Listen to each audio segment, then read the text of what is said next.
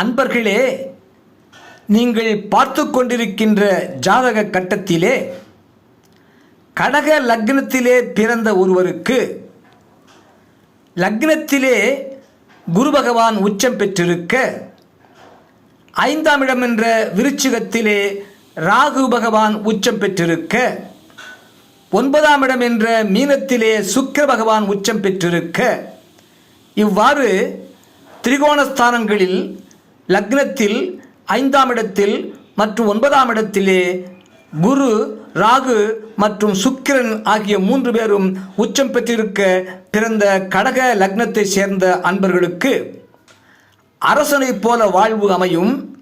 அவர்கள் அரசியலிலே அழியா புகழ் பெறுவார்கள் என்பதாகும்.